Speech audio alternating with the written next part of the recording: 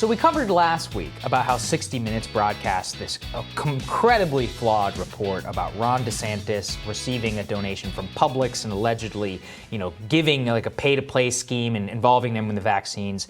Democratic mayors, Democratic officials all came out to say it was completely false. They said it was intentionally a smear. They said that the reporting did not meet any standards whatsoever. There was a large outcry around this. 60 Minutes stood by the story. Now, last week, they addressed it on Sunday on their show, but refused to apologize in an incredible message. Let's take a listen. In the mail this week, comments on our story about disparities in the distribution of COVID-19 vaccine in Palm Beach County, Florida. Viewers focused on an exchange with Florida Governor Ron DeSantis at a press conference. Some viewers, including a retired newsman, applauded the story. Ron DeSantis will continue to deny, refute, call your reporting a witch hunt. I can only hope that you continue to investigate and expose the truth. But many more comments condemned our editing and reporting. Shameful, biased reporting. That is what you're guilty of. You are no longer journalists, but lobbyists and advocates. Then there was this. I've watched 60 Minutes for decades. After your biased piece on Governor DeSantis, I will only watch it one more time, just to see if you broadcast this message.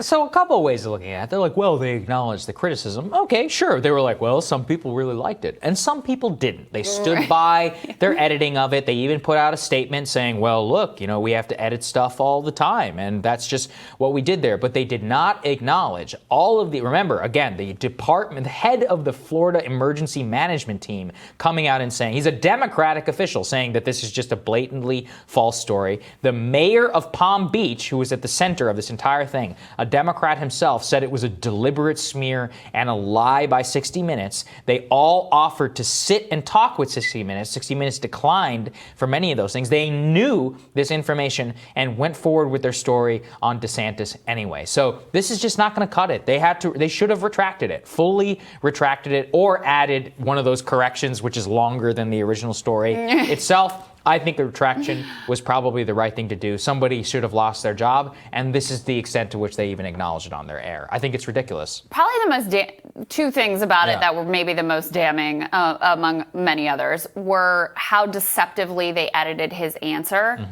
to make it seem like he had this very Trumpian bluster, like he just shut the question down, didn't respond to it at all.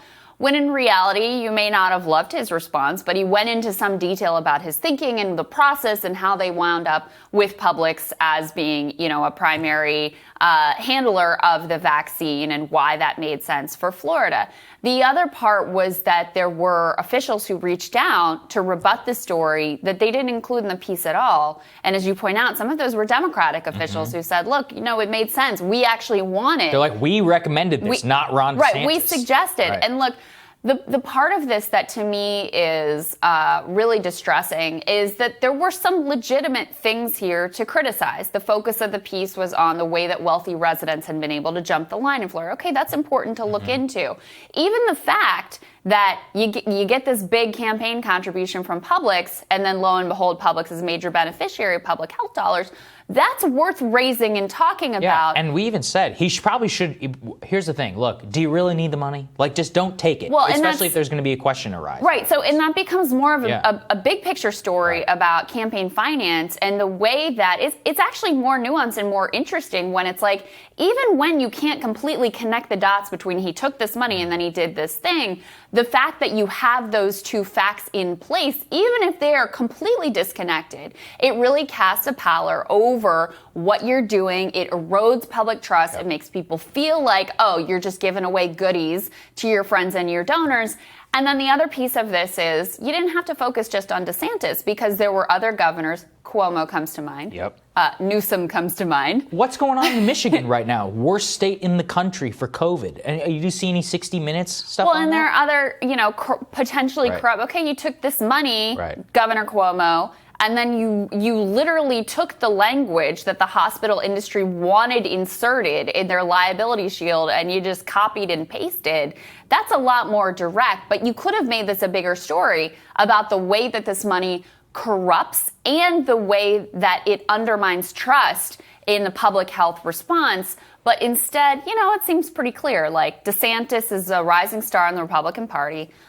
He is leading the polls in the GOP primary when you remove Trump from the picture, did extraordinarily well at CPAC. They were all sort of thinking that because he reopened before, most of the rest of the country, there'd be this huge spike, and that didn't really pan out. So it seemed like a hit job and an unfair one. And again, there was a critique to be made here, but because they took it further than the facts justified and ignored a lot of pieces of uncomfortable evidence that cut in the other direction, they just actually improved his profile and made him more of a hero to the right. So way to go, guys. Yeah, I mean, from a political standpoint, it was stupid. And from a journalistic standpoint, I really do think it is egregious what they did, both in terms of the selective editing. They just clearly had it out from him from the beginning. Yeah. They can state whatever they want to the contrary. But when Democratic officials in Florida are coming out and saying, hey, this is bullshit, you in the fact that you stand by it, you don't apologize, you defend your selective editing and more, it just goes to show that these people have no remorse whenever it comes to misrepresenting the truth. Yeah, and now the right gets to have another arrow in their quiver of fake news. And they should, yeah. Totally legitimate. Yeah. I mean, fake news and mainstream media can't be trusted, and you're out to get this guy, and again, you're just making it more likely that he's going to be the Republican nominee at some point. There you go. More rising for you after this.